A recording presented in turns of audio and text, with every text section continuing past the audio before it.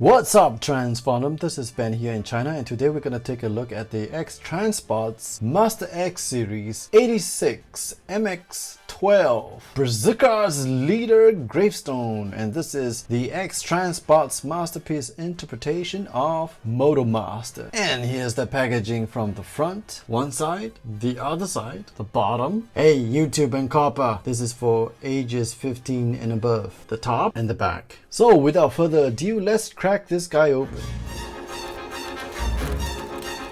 Ooh, heavy. Instruction manual and collector card. And here's the cab section for Motormaster himself. Hey, well, where are my weapons, y'all? Come on, where are my weapons? Where are my weapons?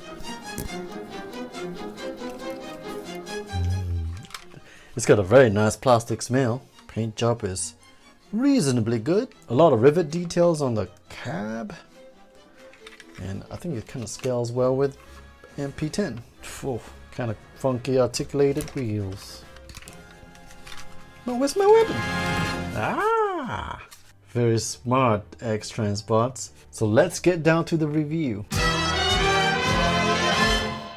So here is Motormaster's cab in the truck mode, and I gotta say, it feels a bit weird to have Motormaster's cab without the trailer. I mean, we all know that Motormaster is an all-in-one trailer cab transformer, and to have Motormaster without the cab, it just feels kind of weird. But I do have to give X-Transbots lots of credit to give us my very first articulated front wheels. And it's rubber. I mean, look at this. Oh man, that's awesome. That's so freaking cool.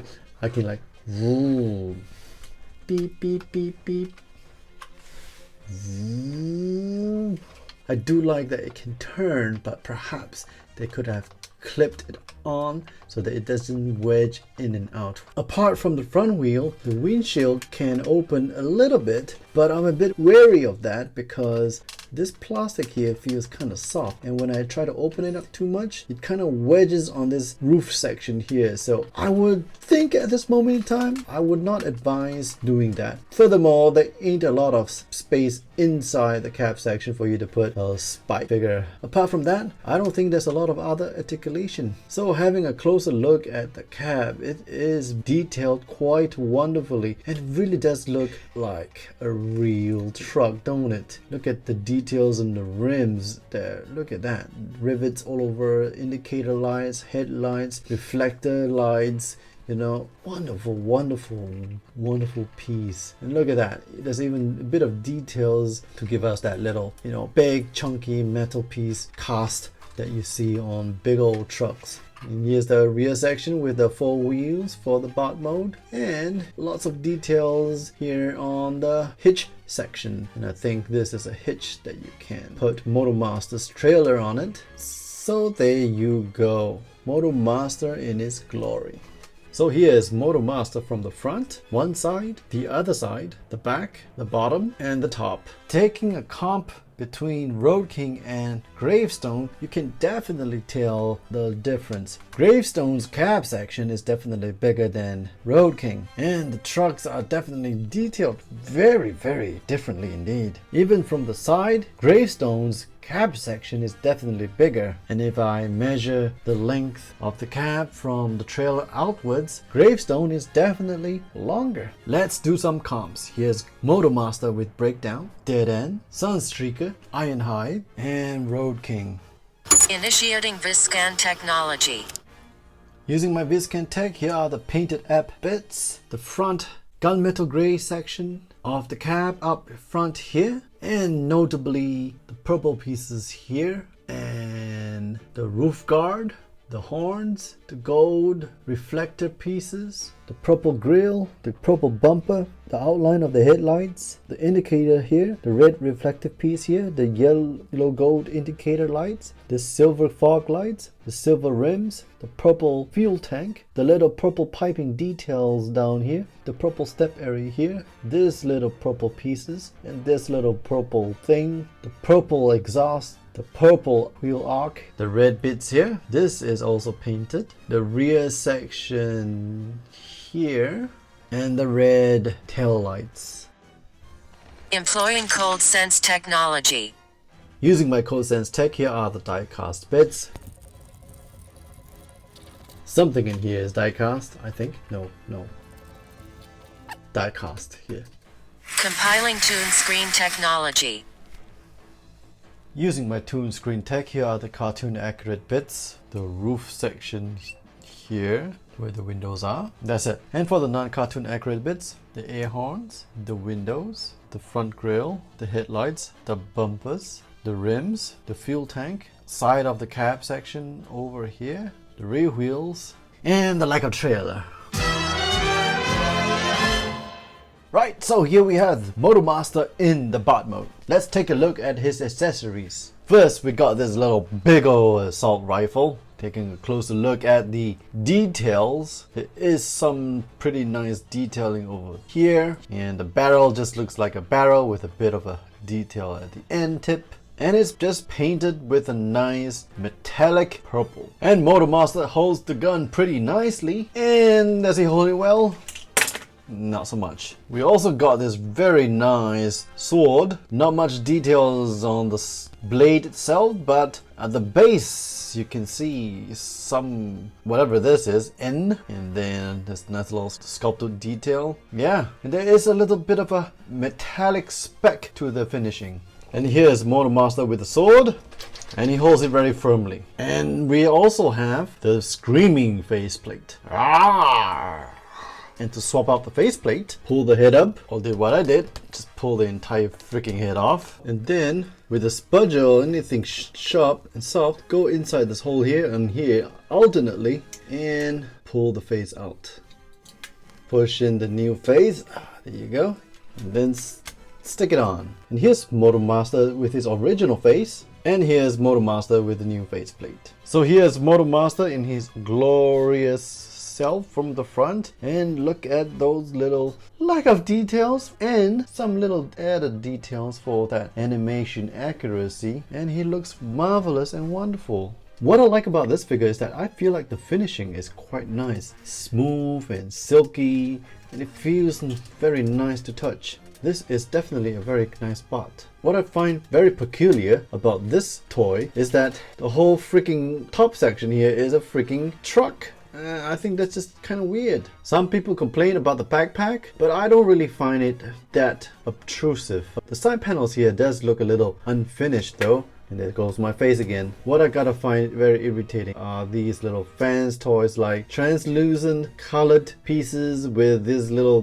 details inside. I think this really just spoils the tune accuracy look. That's just my opinion. And it's down here at the knees too. It's not as bad as fans toys old school look, but it's kind of dated now. And you see, I really don't mind plain looking colored pieces. It looks perfectly good to me. Anyhow, this is Motormaster from the front, one side, the other side, the back, the bottom, and the top. Let's do some comps. Here's Motormaster with Reflector, Kickback, the Stunticons, Road King, Optimus Prime, Shockwave, Soundwave, Megatron, and Ultra Magnus.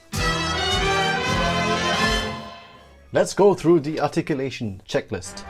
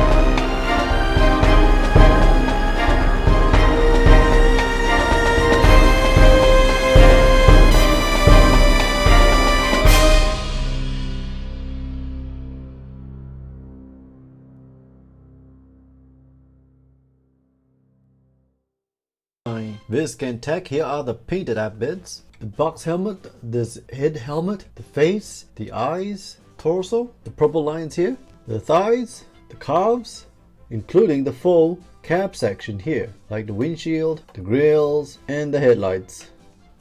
Employing cold sense technology. Using my cold sense tech, here are the die cast bits. This piece here, the thighs, and the ankle. Compiling tune screen technology.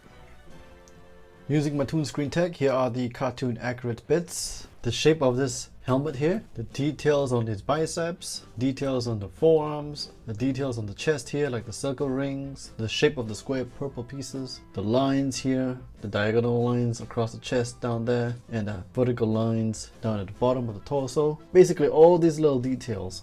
The stripe details on the gun here, overpiece there, the square little details there, and this part of the gun. The number of stripes on the thighs, the purple piece on the knees here and here, the headlights, and the shape of the grille. The non-cartoon accurate bits, the size of the head, including the helmet here, the flat forehead here, the gap between the bridge over here and on top of the nose, the depth of the face plate that highlights the cheekbones, the position of the eyes, flatness of the chest, the little translucent details on the purple section, the crotch waist piece area, the size of the barrel, the little extra details here, and this little handle piece there, and this little details on the scope. The contour details on the thighs, the last purple bit on the shins, the details on the blade, the outline and the details on the base of the sword, the window section on the feet, and the size of the wheels, plus visible tiny syndrome.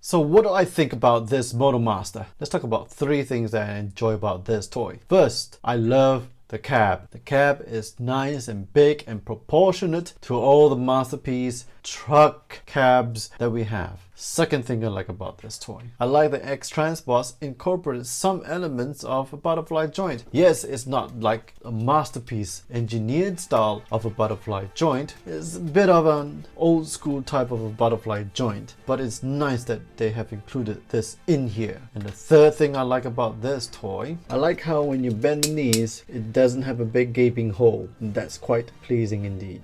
So what about the one thing that I think that this toy could have been done better? I would say give us a little bit more articulation on the bottom half of the toy. I feel there's a limitation in terms of how much I can pose. The thighs don't swivel or twist, and the knees here don't really collapse like MP44. But those are my thoughts. What are your thoughts? Please leave them in the comment section down below. If you enjoyed this video, please hit the like and share button, and also hit the sub and bell icon for more future videos. Again, this is Ben here in China signing off, and I'll see you on the flip side.